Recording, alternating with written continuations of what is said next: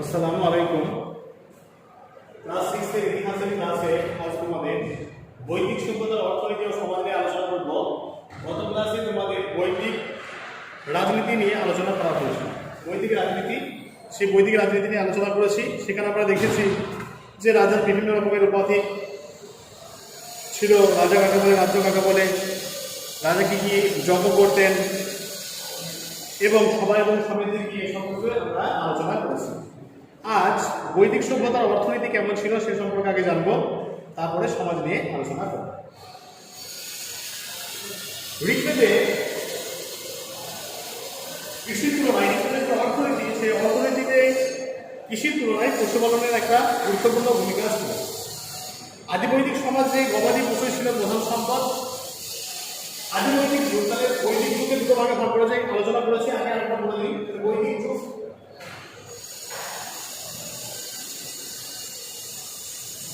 দুটো ভাগে ভাগ করা যায়। আদিবৈদিক যুগ আর পরবর্তী বৈদিক যুগ।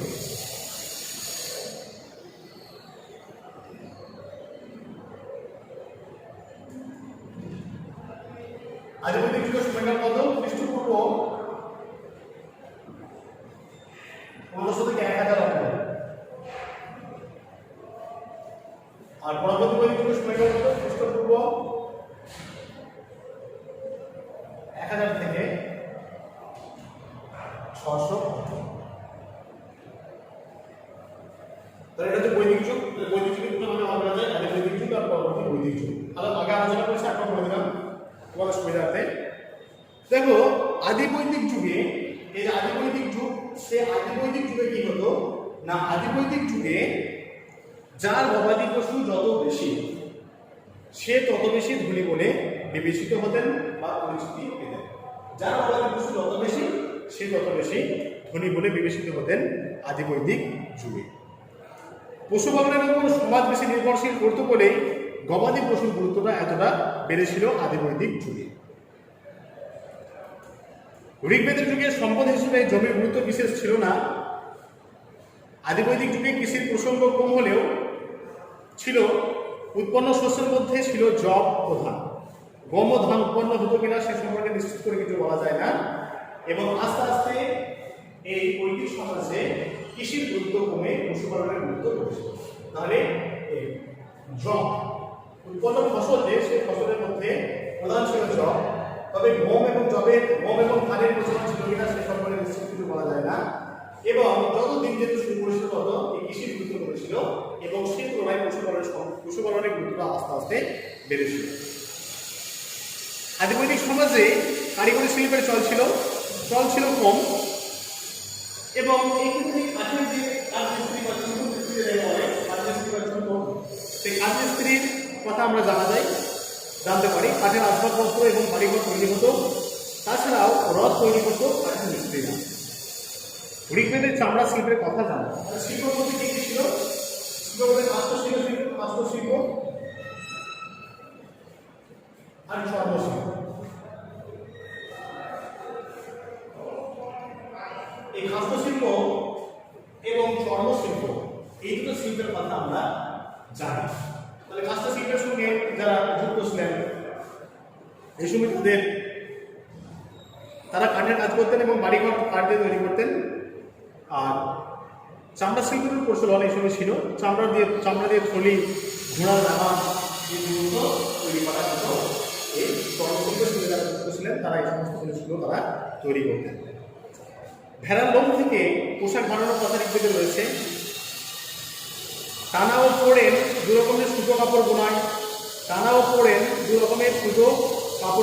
ব্যবহার করা হতো। কাপড় বোনার ক্ষেত্রে টানা এবং পোড়েন,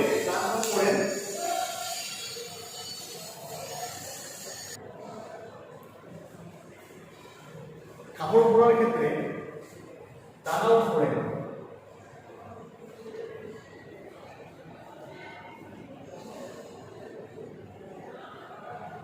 এই রকমের ব্যবহার, সুতো কাপড় বোনার ক্ষেত্রে এই দু রকমের ব্যবহার ছিল। সোনা, নানা এবং গয়নার কথা ঋগ্বেদে জানা যায়। তামা দিয়ে চাষের যন্ত্রপাতি চাষের যন্ত্রপাতি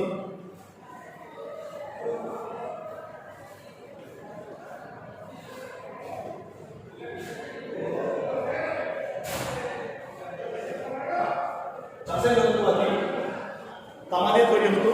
কেন তামাদি তৈরি হতো? সেই সময়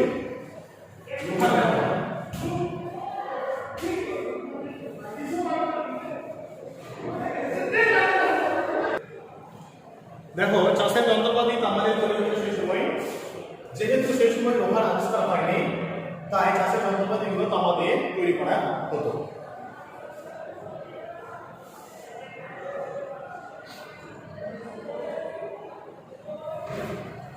এবার আছে তোমাদের মানে আদি বৈদিক যুগের হলে পরবর্তী বৈদিক যুগে গঙ্গা এবং যমুনার যে দোয়াব অঞ্চল, পরবর্তী বৈদিক যুগে গঙ্গা এবং যমুনার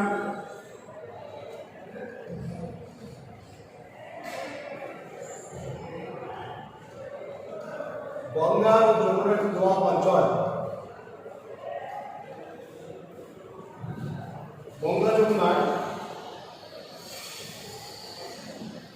যে দোয়াব অঞ্চল, সেই দোয়াব অঞ্চলে কৃষিকাজ শুরু হয়েছিল। পরবর্তী বৈদিক যুগে গঙ্গা যমুনার দোয়াব অঞ্চলে কৃষিকাজ শুরু হয়েছিল। এই সময় শুধুমাত্র জব নয়, জবের পাশাপাশি তাহলে জবটা আগে কি ছিল? জবের পাশাপাশি গম আর ধান। আগে আদিবাসী যুগে জবের চাষ হতো। পরবর্তী বৈদিক যুগে গঙ্গা এবং যমুনার যে দোয়াব অঞ্চল, সেই গঙ্গা এবং যমুনার দোয়াব অঞ্চলে জবের পাশাপাশি গম এবং ধানের চাষ শুরু হয়েছিল। লাঙলের ফলা কাঠ দিয়ে বা তামা দিয়ে তৈরি হতো। লোহার লাঙল সম্ভবত তখন তৈরি হয়নি, এবং লোহার লাঙলে যে ফলা, সেই ফলাটা কিন্তু সময় তামা দিয়ে তৈরি হতো। এক্ষেত্রে লোহার প্রচলন যেহেতু এই সময় ঘটেনি পরবর্তী বৈদিক যুগেও, তাই সেই সময় কি হতো? লোহার যে লাঙলের যে ফলা, সেই ফলাটা তামা দিয়ে তৈরি হতো। গঙ্গা অববাহিকায় কৃষিকাজ ও বসতি তৈরির জন্য জঙ্গল পরিষ্কার করা দরকারি ছিল। বন পুড়িয়ে ফেলা হতো এবং আবার লোহার অস্ত্র দিয়ে বন কেটে ফেলা হতো। তাহলে পরবর্তী বৈদিক যুগের শেষ দিকে লোহার ব্যবহার শুরু হয়েছিল। লোহার কোড়াল ও কুঠার দিয়ে গঙ্গোপসাগরের ঘন জঙ্গল পরিষ্কার করা খুব সহজ ছিল। লোহার তৈরি লাঙলের ফলা না থাকলেও অস্ত্র লোহা দিয়ে তৈরি হতো। লোহার অস্ত্র পরবর্তী বৈদিক যুগের শাসকদের অনেকটা সুবিধা করে দিয়েছিল। তাহলে দেখো কৃষিকাজ এবং বসতি স্থাপনের জন্য গঙ্গা অববাহিকা,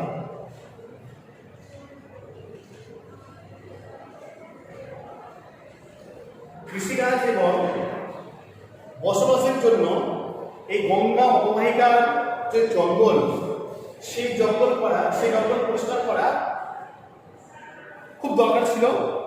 তাহলে কিভাবে তারা জঙ্গল পরিষ্কার করতো? জঙ্গল তারা আগুনে পুড়িয়ে জঙ্গল পরিষ্কার করতো। আবার এই সময় দেখো লোহার আবিষ্কার হচ্ছে, লোহার প্রচলন করছে, তাই সেই সময় লোহার অস্ত্র দিয়ে কি করেছিল? তারা লোহার অস্ত্র দিয়ে জঙ্গল কেটে, গাছপালা কেটে বা বন কেটে পরিষ্কার করে তারা সেখানে বসতি স্থাপন করেছিল, এবং বসতি স্থাপনের পাশাপাশি তারা চাষবাস শুরু করেছিল। এবং এক্ষেত্রে লোহার আবিষ্কার শাসকদের অনেকটা সুবিধা করেছিল চাষবাসের ক্ষেত্রে, এবং লোহার অস্ত্রশস্ত্র বা লোহার দিয়ে বিভিন্ন যন্ত্রাংশ তৈরি হয়েছিল। একই রকমের ক্ষেত্রে তাদের যে লোহার গৃহস্থালী, সেই গৃহস্থালীর কাজেও তারা লোহাকে কাজে লাগাতে শুরু করেছিল। এই সময় লোহা ও অন্যান্য ধাতুর ব্যবহার কারিগরি শিল্প অনেকটা উন্নতি ঘটিয়েছিল। পরবর্তী বৈদিক যুগে চিত্রিত ধূসর মাটির পাত্র, প্রত্নতাত্ত্বিকরা সন্ধান পেয়েছেন চিত্রিত ধূসর মাটির পাত্র, আমি আগে আলোচনা করেছি চিত্রিত ধূসর মাটির পাত্র। পরবর্তী বৈদিক যুগে কুমোরের পেশা ছিল। কুমোর ছাড়া কামার, জেলে, রাখাল, চিকিৎসক। তাহলে কুমোরের পাশাপাশি কামার, জেলে, চিকিৎসক এদের পেশাও কিন্তু ছিল। কুমোর, কামার, জেলে, চিকিৎসক এই সমস্ত পেশার মানুষরা সে সময় ছিলেন।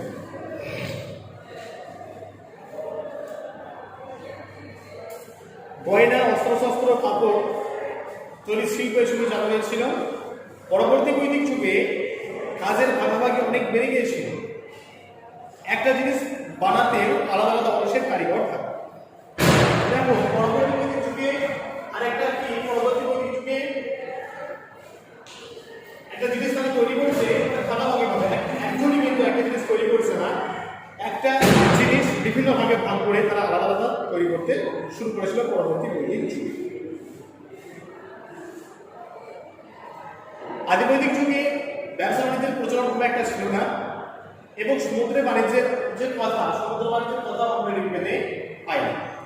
পরবর্তী বৈদিক সাহিত্যে ব্যবসা বাণিজ্যের কথা পাওয়া যায়। সমুদ্র বাণিজ্য এই আমলে ছিল কিনা নিশ্চিত করে বলা যায় না। বৈদিক যুগে জিনিসপত্র বিনিময় করা হয়। বৈদিক যুগে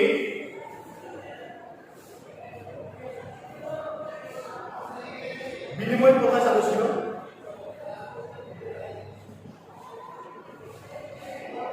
বিনিময় প্রথা কি? বিনিময় প্রথা হচ্ছে একজন কৃষক আর একজন তাঁতি। তাঁতি কাপড় তৈরি করে, সে তাঁতি কি করেছে, চাষিকে কাপড় দিচ্ছে এবং তার বিনিময়ে চাষি তাঁতিকে ধান দিচ্ছে। এটাকে বলা হচ্ছে বিনিময় প্রথা। মানে এক্সচেঞ্জ করছে, বিনিময় করছে, একজনের জিনিস আরেকজনকে বিনিময় করছে। তাহলে বৈদিক যুগে বিনিময় প্রথা চালু ছিল। মুদ্রার ব্যবহার ছিল বলে মনে করা হয় না। তাহলে নিক্স শতমান, নিক্স মনা শতমান, তাহলে বৈদিক যুগে প্রচলিত ধাতু ছিল বা ধাতুর মুদ্রা ছিল নিক্স মনা শতমান।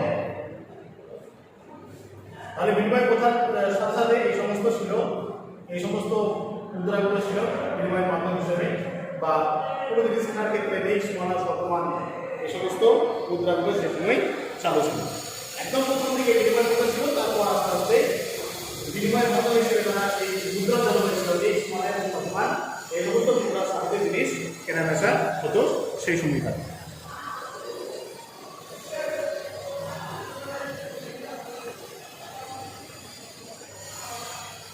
এবার বৈদিক যে সাহিত্য, সেই বৈদিক সাহিত্য থেকে বৈদিক সাহিত্য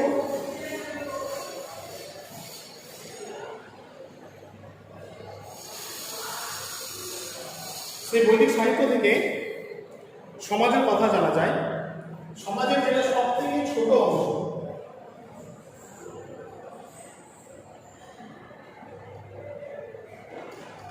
সমাজের যেটা সব থেকে ছোট অংশ, সমাজের যেটা সব থেকে ছোট অংশ সেটা হচ্ছে কি, সেটা হচ্ছে পরিবার। এই পরিবার হলো সমাজের সবচেয়ে ছোট অংশ। ঠিক আছে, পরিবারের সব থেকে বয়স্ক পুরুষ ছিলেন প্রধান। মানে পরিবারের প্রধান হচ্ছে বয়স্ক পুরুষ। বয়স্ক পুরুষ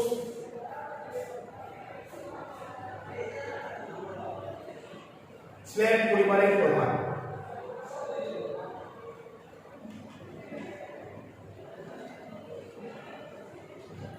বয়স্ক পুরুষ ছিলেন পরিবারের প্রধান।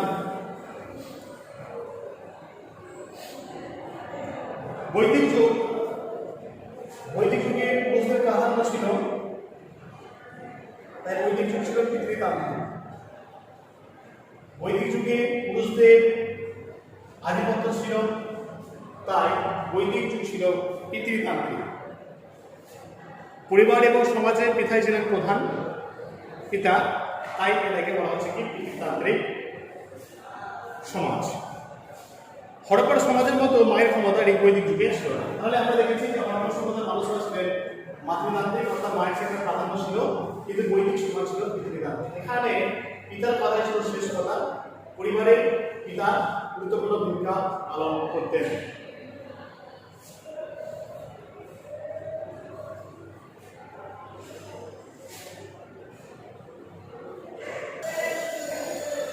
এরপর বর্ণাশ্রম,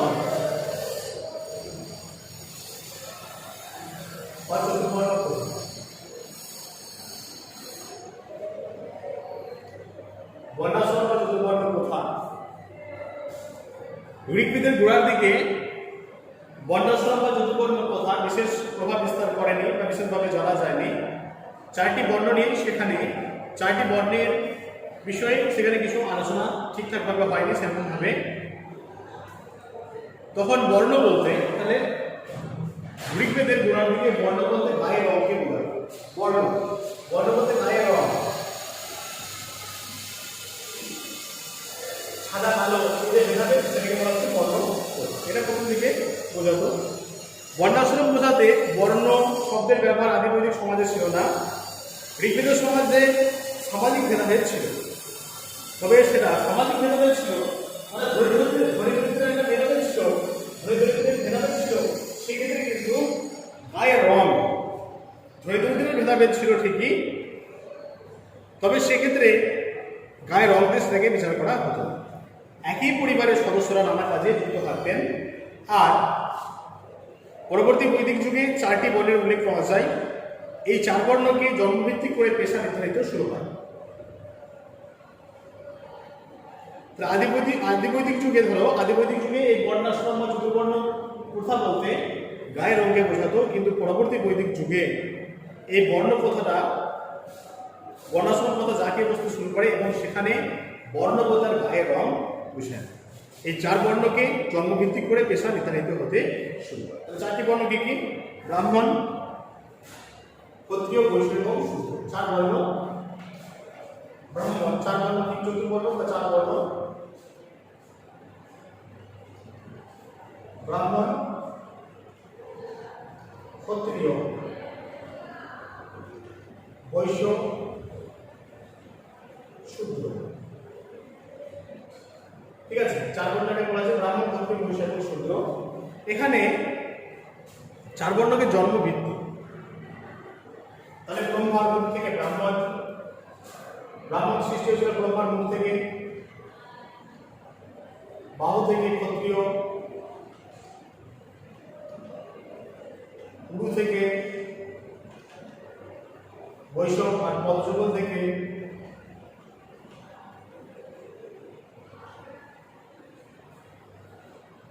ঋগ্বেদের পুরুষোত্তর থেকে আমরা জানতে পারি যে ব্রহ্মার মুখ থেকে ব্রাহ্মণ সম্প্রদায়ের সৃষ্টি হয়েছে। ব্রহ্মার যে মুখ, সে মুখ থেকে ব্রাহ্মণ সম্প্রদায়ের সৃষ্টি হয়েছে। আর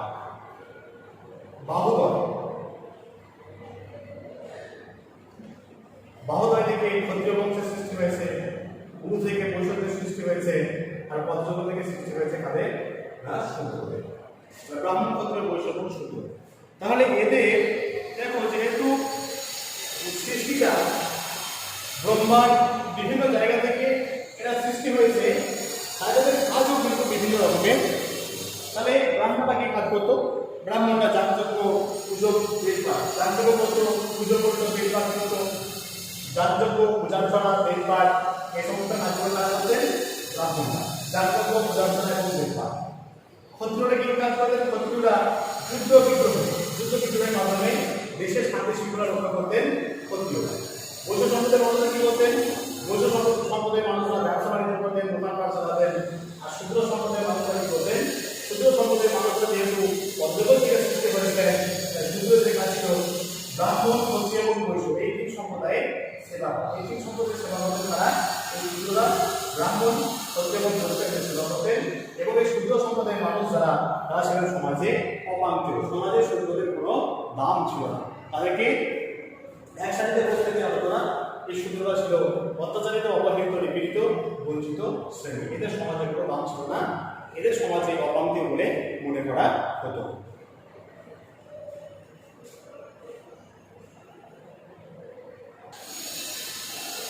আদিবৈদিক যুগ আর পরবর্তী বৈদিক যুগে নারীদের অধিকারের একটা পার্থক্য।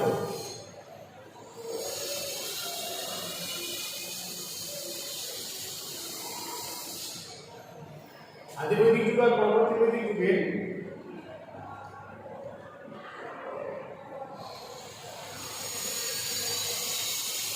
নারীদের অবস্থার একটা পার্থক্য আলোচনা করে একটা প্রশ্ন করে। আদিবৈদিক যুগ এবং পরবর্তী বৈদিক যুগে নারীদের যে অবস্থা, সেই অবস্থার একটা পার্থক্য আলোচনা করে। দেখো, আদিবৈদিক যুগে নারীরা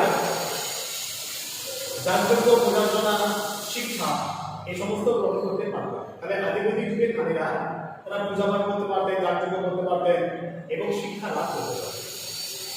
কিন্তু পরবর্তী বৈদিক যুগের নারীরা যাগযজ্ঞ, পূজা পাঠ এবং শিক্ষা দীক্ষা থেকে বঞ্চিত। আদিবৈদিক যুগের যারা নারী তারা যাগযজ্ঞ করতে পারতেন, পূজা পাঠ করতে পারতেন, তারা শিক্ষা গ্রহণ করতে পারতেন। কিন্তু পরবর্তী বৈদিক যুগের নারীরা যাগযজ্ঞ, পূজা পাঠ, শিক্ষা গ্রহণ থেকে বঞ্চিত ছিলেন।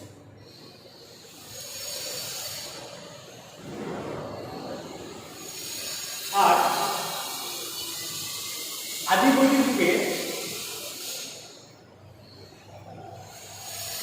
বাল্য বিবাহ এবং সতীদাহের প্রথা, বাল্য বিবাহ মানে ছোটবেলায় বিয়ে দেওয়া এবং সতীদাহ প্রথা, স্বামীর সঙ্গে স্বামী মারা গেলে স্ত্রীকে জবরদস্তি বিয়ে দেওয়া, যাকে সতীদাহ প্রথা বলা হয়, সেগুলো প্রচলন ছিল।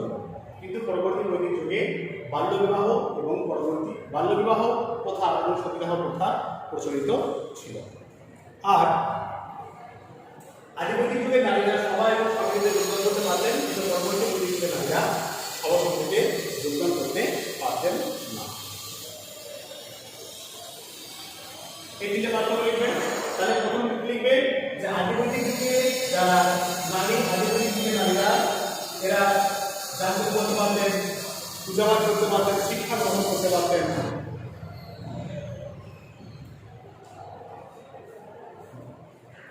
পূজা পাঠ, মন্দিরে প্রবেশ, শিক্ষা ও সংস্কার লাভ করেন। আদিবৈদিক যুগের নারীরা পূজা পাঠ, মন্দিরে প্রবেশ,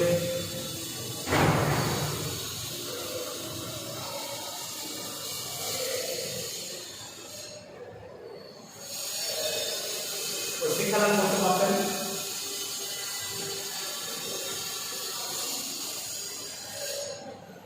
পরবর্তী বৈদিক যুগের নারীরা পূজা পাঠ,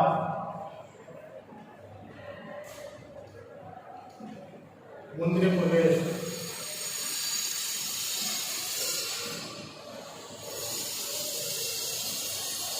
ও শিক্ষা লাভ থেকে বঞ্চিত ছিলেন।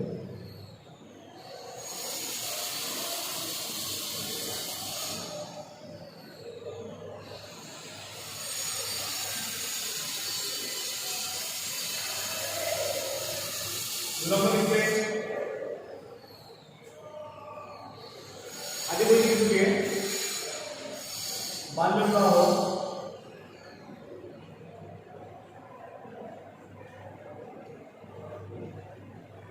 ও সতীদাহ প্রথা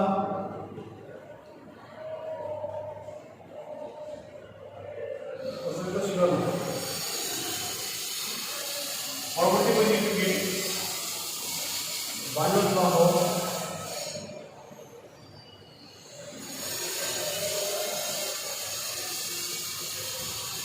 সতীদাহ প্রথা প্রচলিত ছিল।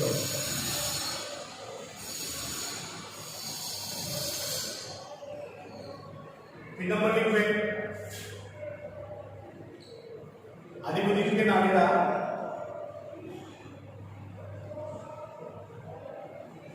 সভা সমিতিতে যোগদান করতে পারতেন।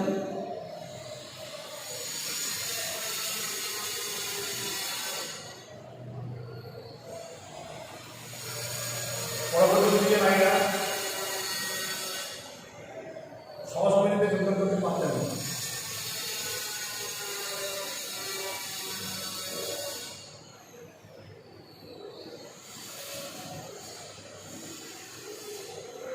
সভা সমিতিতে যোগদান করতে পারতেন না।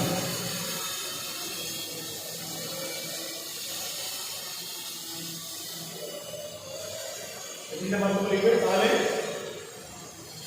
দেখো আদিবৈদিক যুগের নারীরা পূজা পাঠ, মন্দিরে প্রবেশ, শিক্ষা লাভ, শাস্ত্র আলোচনা করতে পারতেন। পরবর্তী বৈদিক যুগের নারীরা পূজা পাঠ, মন্দিরে প্রবেশ, শিক্ষা লাভ এবং শাস্ত্র পাঠ করতে পারতেন না বা বঞ্চিত ছিলেন। আর আদিবৈদিক যুগে বাল্য বিবাহ ও সতীদাহ প্রথা প্রচলিত ছিল না। পরবর্তী বৈদিক যুগে বাল্য বিবাহ এবং সতীদাহ প্রথা প্রচলিত ছিল। আর আদিবৈদিক যুগের নারীরা সভা সমিতিতে যোগদান করতে পারতেন, আর পরবর্তী বৈদিক যুগের নারীরা সভা সমিতিতে যোগদান করতে পারবেন। এর 2 নম্বর থাকে 3টে পয়েন্টস লিখবে।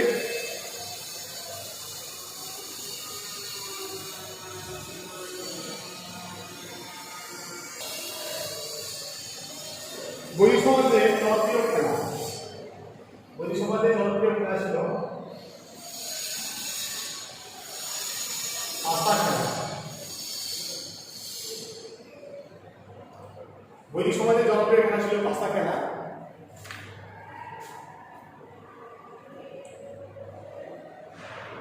এছাড়াও রথ এবং ঘোড়ার দৌড়, রথ এবং ঘোড়ার দৌড়, পাতা খেলার সাথে সাথে রথ এবং ঘোড়ার দৌড় ছিল, রথ ও ঘোড়ার দৌড়।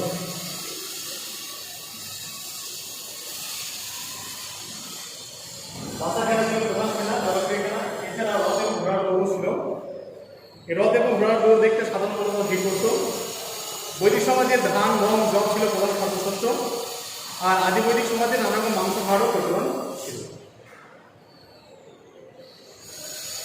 তোমাদের বৈদিক সভ্যতার অর্থনীতি এবং সমাজ এটা নিয়ে আলোচনা করা হলো।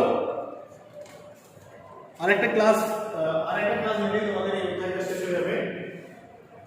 বৈদিক সভ্যতার অর্থনীতি ও সমাজ নিয়ে আলোচনা করা হলো। যদি কোনো পয়েন্টস বুঝতে অসুবিধা হয় অবশ্যই বলবে। আর নেক্সট ক্লাসে আমরা বৈদিক যুগের যে শিক্ষা ব্যবস্থা নিয়ে আলোচনা করবো। আর আজকে চতুরাশ্রম প্রথা বাদ থাকলো। আর আগে দিনে একটা 10,000 যুক্ত একটু বাকি আছে। নেক্সট ক্লাসে আমরা এই অধ্যায়টা শেষ করবো, এর সমস্ত প্রশ্ন শেষ করব এবং এর সঙ্গে সঙ্গে অনুশীলনী যে প্রশ্ন সেগুলো নিয়ে আমরা আলোচনা করব পরবর্তী ক্লাসে। ভিডিওটা সবাই ভালো করে দেখবে, যদি বুঝতে অসুবিধা হয় অবশ্যই আমাকে জানাবেন।